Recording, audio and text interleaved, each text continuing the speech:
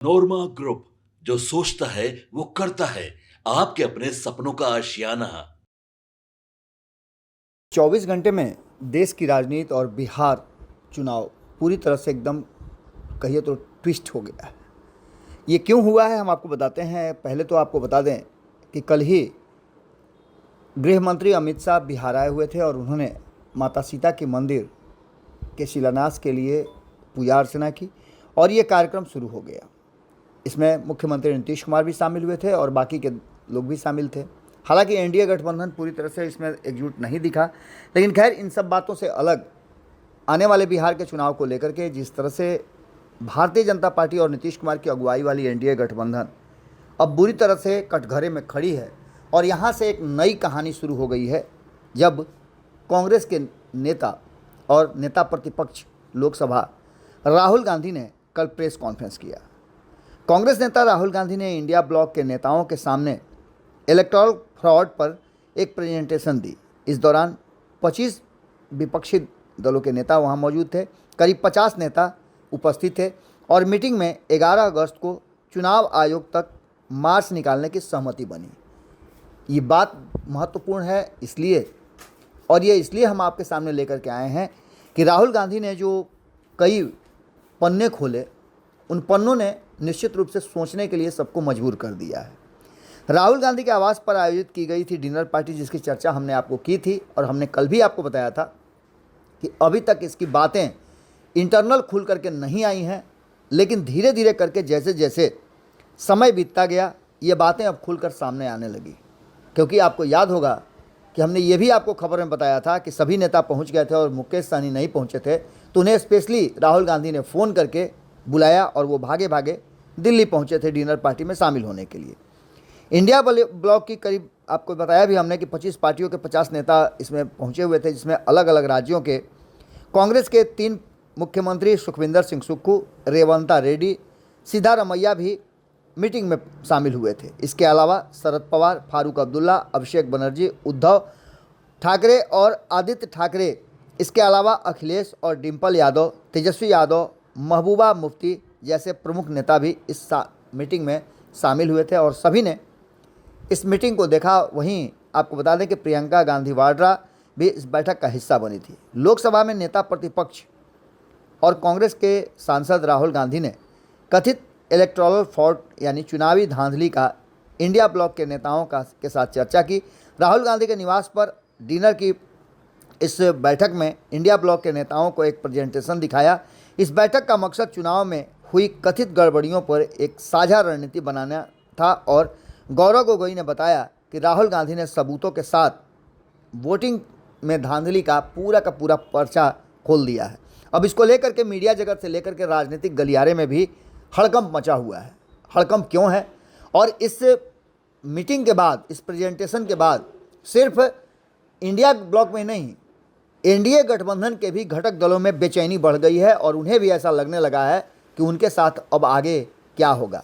चुनाव जीतने के लिए तो आप कुछ भी कर सकते हैं, लेकिन उसके बाद की परिस्थितियां आपके पक्ष में कितनी होती हैं, ये बहुत महत्वपूर्ण है। राहुल गांधी ने चुनाव आयोग द्वारा 2024 के लोकसभा चुनाव में भारतीय जनता पार्टी को जिताने का आरोप लगाते हुए इंदिरा भवन स्थित कांग्रेस मुख्यालय में प्रेस कॉन्फ्रेंस करते हुए लोकसभा में नेता विपक्ष राहुल गांधी ने कहा कि नरेंद्र मोदी 33,000 से कम अंतर की 25 लोकसभा सीटों के कारण प्रधानमंत्री बने हैं। आंकड़ों के साथ प्रेजेंटेशन में देते हुए उन्होंने कर्नाटक की बेंगलुरु सेंट्रल लोकसभा सीट में महादेवपुर विधानसभा क्षेत्र का उदाहरण दिया, जहां 1,250,000 फर्जी वोटर बनाए गए थे।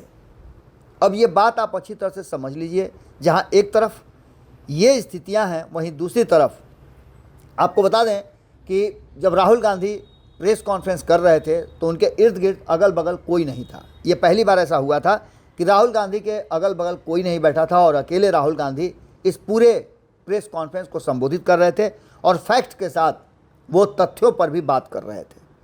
अब इसकी चिंताएं इस बात को लेकर के है कि आपको याद होगा कि बिहार से ही ये बात शुरुआत हुई थी और जो भारतीय जनता पार्टी के राष्ट्रीय अध्यक्ष हैं जेपी नड्डा, उन्होंने खुल करके ये बात कही थी कि आने वाले समय में बहुत जल्द जो क्षेत्रीय पार्टियां हैं या तो विलीन हो जाएंगी या विलय हो जाएंगी। इस बात को लेकर के हम कई बार चर्चा कर चुके हैं और चर्चा के दौरान हमने ये भी बताया है कि जो पार्टियां क्षेत्रीय पार्टियां हैं उनकी चिंताएं बढ़ी थी और यही कारण था कि नीतीश कुमार ने एनडीए गठबंधन को छोड़ करके महागठबंधन की तरफ स्विच किया था। हालांकि 2024 के चुनाव में वो फिर से वापस आ गए थे, लेकिन आपको बता दें कि महादेवपुर विधानसभा क्षेत्र की विस्तृत जांच के बैकग्राउंड की चर्चा करते हुए राहुल गांधी ने बताया कि उनकी पार्टी को आंतरिक सर्वे में कर्नाटक में लोकसभा की 16 सीटें जीतने की उम्मीद थी, लेकिन पार्टी के 9 सीटों में ही जीत मिली। उसके बाद उन्होंने 7 अप्रत्याशित हारी हुई सीटों पर ध्यान केंद्रित किया कि आखिर इसके पीछे का कारण क्या रहा है।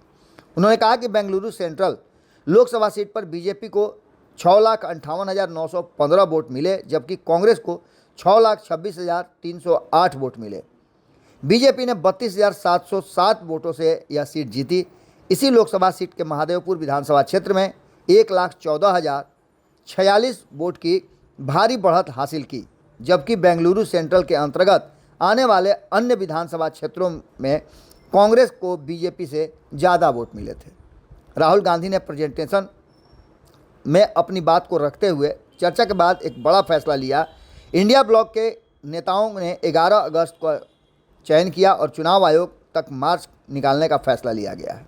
यह कदम चुनाव में कथित धांधली के आरोप को लेकर एक संयुक्त विरोध प्रदर्शन के रूप में देखा जा रहा है। नेताओं ने एक दूसरे के विचारों को सुना और इस मुद्दे पर मिलकर आगे बढ़ने पर सहमति भी जताई है। जैसा कि आपने देखा भी होगा, चाहे वो तेजस्वी यादव हों या दिल्ली से लौट करके आए मुकेश सहनी हों, सभी ने वोट चोरी का एक नया जो बात है वो कहना शुरू कर दिया है। सीनियर कांग्रेस के नेता ने बताया कि कांग्रेस ने 6 महीने की कड़ी मेहनत कर महादेवपुर विधानसभा की वोटर लिस्ट को विश्लेषण किया और 5 तरह की धांधलियों का पता लगाया। उन्होंने बड़ा खुलासा करते हुए बताया कि इस विधानसभा में 11,965 मतदाता ऐसे थे जिनके नाम वोटर लिस्ट में एक से ज़्यादा बार थे। उन्होंने गुरकीरत सिंह डांग का उदाहरण दिया, जिनका नाम 4 बूथों पर था। उन्होंने आदित्य श्रीवास्तव और विशाल सिंह का भी हवाला दिया, जिनके अन्य राज्यों के वोटर लिस्ट में नाम जुड़े हुए हैं। इसी तरह इस विधानसभा में 40,009 मतदाता ऐसे थे जिनके एड्रेस या तो मौजूद नहीं थे या हाउस नंबर 0 था। राहुल गांधी ने आगे बताया कि 10,452 ऐसे मतदाता जिनके एक ही पते दिखाए गए थे। एक कमरे में घरों में 50 से 80 वोटर्स के पते दर्ज थे। जांच में ऐसे में आपको बता दें कि राहुल गांधी ने स्पष्ट कर दिया है कि नए मतदाताओं को जोड़ने के लिए बने फॉर्म 6 बहुत गलत इस्तेमाल किया जा रहा है और इसके ज़रिए 70, 75, 89 और 95 वर्ष की आयु वाले लोगों को लगभग 33,692 मतदाताओं को फर्स्ट टाइम वोटर बनाया गया था। इस तरह कुल मिलाकर के 1,02,50 वोट फर्जी बनाए गए थे और यही वो कारण है जिसमें कहीं ना कहीं भारतीय जनता पार्टी अपना लाभ उठा रही है। और इसका घाटा सिर्फ कांग्रेस या अन्य दलों को नहीं है, जो लोग भारतीय जनता पार्टी के साथ भी हैं उनको भी इस बात पर ध्यान देना चाहिए कि ये क्षणिक लाभ तो आपको दिला सकता है, लेकिन दूरगामी परिणाम, क्योंकि एनडीए गठबंधन हो या भारतीय जनता पार्टी हो, उसके साथ किसी का भी संबंध परमानेंट नहीं रहा है। कई दल हैं जो लगातार एनडीए में तो रहे हैं लेकिन समय समय पर वो बाहर होते रहे हैं। तो ऐसे दलों को भी, और जिस तरह का भारतीय जनता पार्टी की रणनीति है, वो सभी दलों को समाप्त करने की योजना भी बना रही है। उसकी योजना है कि क्षेत्रीय दलों को समाप्त कर दिया जाए। राहुल गांधी ने कहा कि हरियाणा और महाराष्ट्र विधानसभा चुनावों में आश्चर्यजनक नतीजों के बाद उनके संदेह और पुख्ता हो गए हैं। महाराष्ट्र में लोकसभा और विधानसभा चुनावों के बीच 1 करोड़ नए मतदाता जुड़े, जिन्होंने कहा कि शाम 5 बजे के बाद वोटिंग प्रतिशत में असामान्य उछाल देखा गया, जबकि उस समय मतदाता केंद्रों पर बड़ी संख्या में वोटर नज़र नहीं आते थे। ऐसे में ये पूरी तरह से कहीं ना कहीं भ्रामक भी है। राहुल गांधी आगे कहते हैं कि चुनाव आयोग जानबूझकर वोटर लिस्ट की मशीन रीडेबल डिजिटल कॉपी और सीसीटीवी फुटेज उपलब्ध कराने से इनकार करता रहा है। इससे विपक्षी दल उसकी जांच न कर सके। उन्होंने जोर देकर के कहा कि इन सब बातों से यह यकीन हो रहा है कि चुनाव आयोग बीजेपी के साथ मिलीभगत कर चुनाव में धांधली कर रहा है। उन्होंने आगे कहा कि चुनाव आयोग ने सीसीटीवी फुटेज तक पहुंच सीमित करने की कानून बदल दिया है। इन सभी बातों को लेकर के राहुल गांधी ने कहा कि चुनाव आयोग को लोकतंत्र को नष्ट करने को नहीं बल्कि उसकी रक्षा करने के लिए काम करना चाहिए। उन्होंने इसे भारतीय संविधान के खिलाफ एक अपराध करार दिया है। उन्होंने आगे कहा कि महादेवपुर के डेटा विश्लेषण से एक विधानसभा क्षेत्र में गड़बड़ी के स्पष्ट प्रमाण मिले हैं, लेकिन उन्हें पूरा विश्वास है कि यह सिलसिला देश भर में चल रहा है। राहुल गांधी ने जोर देते हुए कहा कि चुनाव आयोग और सत्तारूढ़ पार्टी द्वारा देश के साथ एक बड़ा आपराधिक षड्यंत्र किया जा रहा है। आपको बता दें कि राहुल गांधी के इस बयान के बाद, उनके प्रेजेंटेशन के बाद और जिस तरह से उन्होंने प्रेस कॉन्फ्रेंस करके अपनी बातों को रखा, उसने साफ कर दिया कि कहीं ना कहीं राहुल गांधी जो बात कर रहे हैं वो चिंताजनक तो जरूर है। ऐसे में ये निश्चित रूप से भारतीय जनता पार्टी और चुनाव आयोग का भी फर्ज बनता है कि चुनाव आयोग और भारतीय जनता पार्टी इन चीज़ों को स्पष्ट करे और जो नई समस्या आई है या संशय हुआ है उसे ठीक किया जाए। इतना ही नहीं, एक और भी मामला सामने आया था। आदित्य श्रीवास्तव का नाम भी इसमें जोड़ा गया था। इन सभी बातों को लेकर के वो कई जगह से वोटर हैं, इस बात को लेकर के भी अब चर्चाएं शुरू हो चुकी है। राहुल गांधी ने 2024 के लोकसभा चुनाव के दौरान कर्नाटक के महादेवपुर की बात हमने आपको बताई ही, बड़े पैमाने पर धोखाधड़ी का आरोप लगाया है और इसके साथ साथ उन्होंने इस पर अपना मंतव्य भी प्रस्तुत किया है। लेकिन सबसे बड़ी बात यह है कि ये जो पूरी घटना हुई है, इस घटनाक्रम में एक बात तो साफ साफ नज़र आ रहा है कि कहीं ना कहीं इस पूरी कहानी में राहुल गांधी ने जो प्रमाण दिए हैं, तस्वीरों में आपको दिख रहा होगा कि किस तरह से राहुल गांधी ने एक एक पर्चा खोला है। आज इस पूरे मामले को लेकर के लखनऊ में आदित्य श्रीवास्तव का घर ढूंढ निकाला, जिनका ईपीआई नंबर और अन्य चीज़ें देखी गई, उनका फ़ोटो भी देखा गया और कार्ड राहुल गांधी ने अपनी प्रेस कॉन्फ्रेंस के दौरान दिखाया था। आदित्य ने दिवंगत पिता एसपी श्रीवास्तव का घर यहाँ के इंदिरा नगर में स्थित है, लेकिन उनका परिवार यहाँ नहीं मिला। सीधी तौर पे आप समझ लीजिए कि ये पूरा का पूरा कहीं ना कहीं पॉलिटिकल झोल है और ऐसे में लोकतंत्र को बर्बाद करने या दुनिया के सबसे बड़े लोकतंत्र को तबाह करने के लिए, उसकी दिशा मोड़ने के लिए, उस पर प्रश्न चिन्ह खड़ा करने के लिए और कहीं ना कहीं भारत की जो आत्मा रही है लोकतंत्र में, लोगों की आस्था, उसको समाप्त करने की एक कोशिश की जा रही है।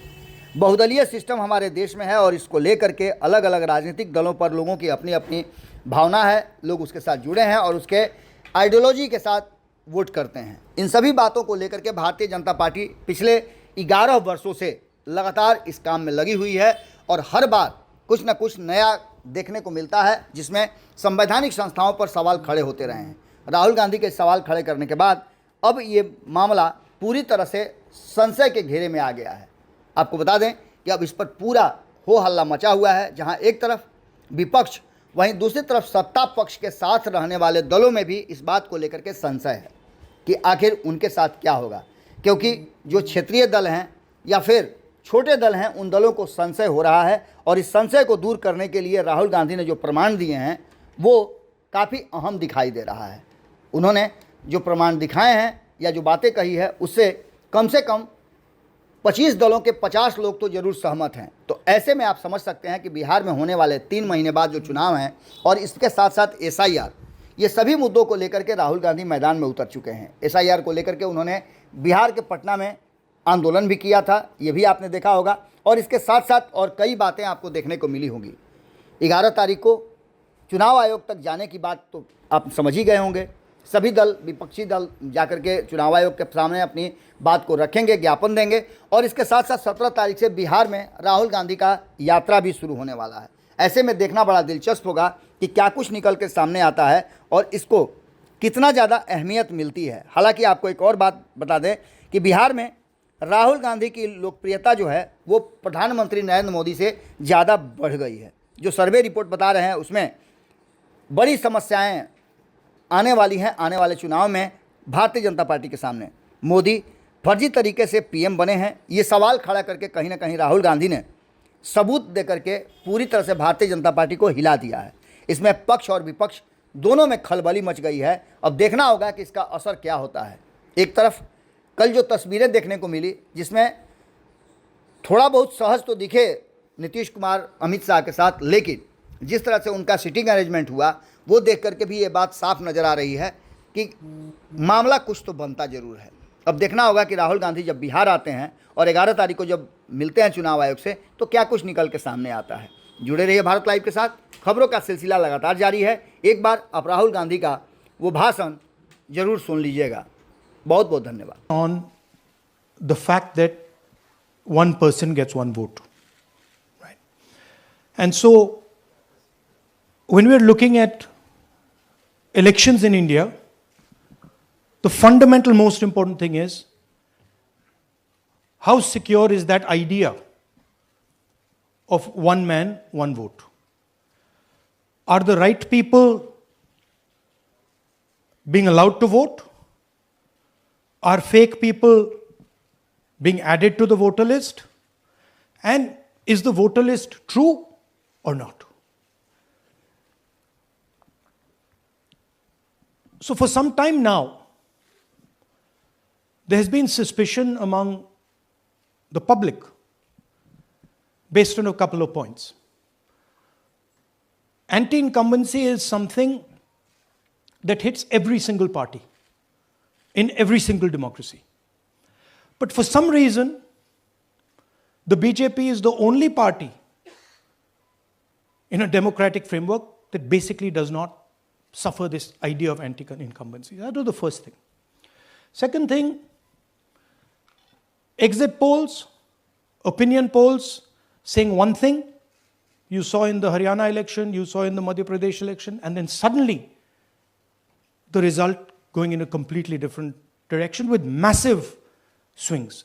And this also included our own internal polling, which is quite sophisticated. So polling was showing us something, opinion polls are showing us something,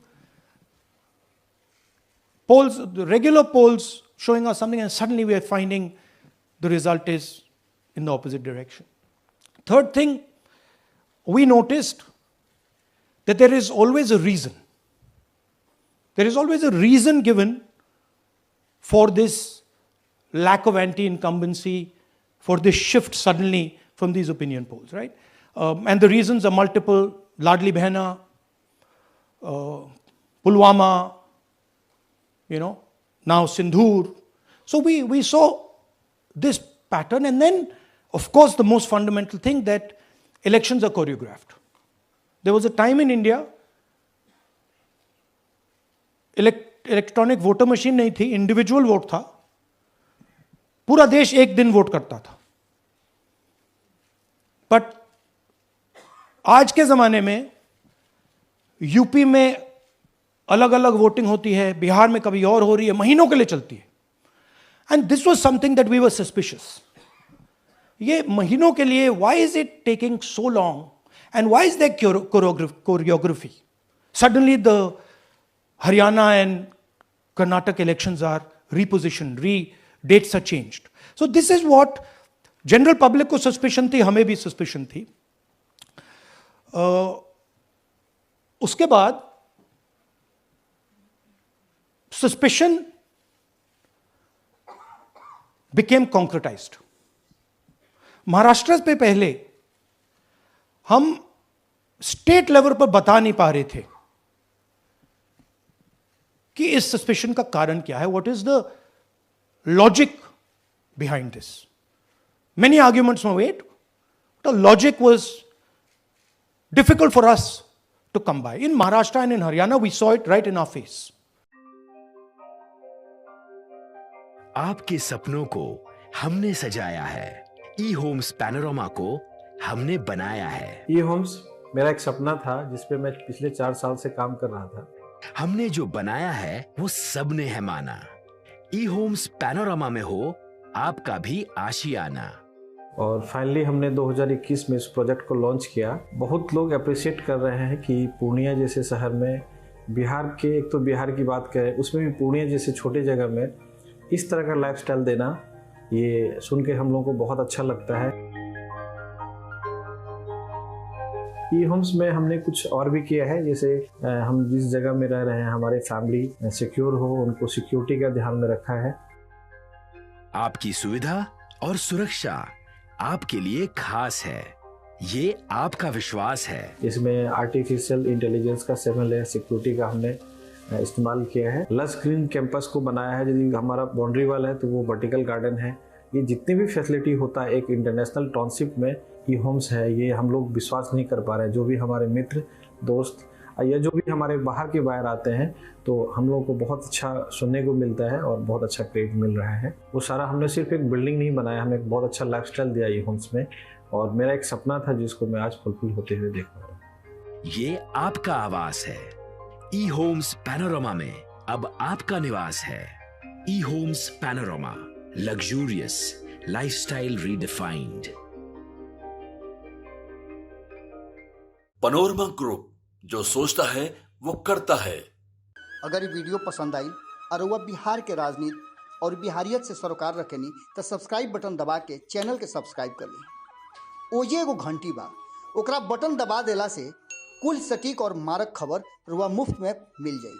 अगर रुआ पत्रकारिता के हमनी के नया प्रयोग में सहयोग कर चाहतानी तो ज्वाइन बटन दबा दी। पेटीएम नंबर नोट कर ली 9386816700।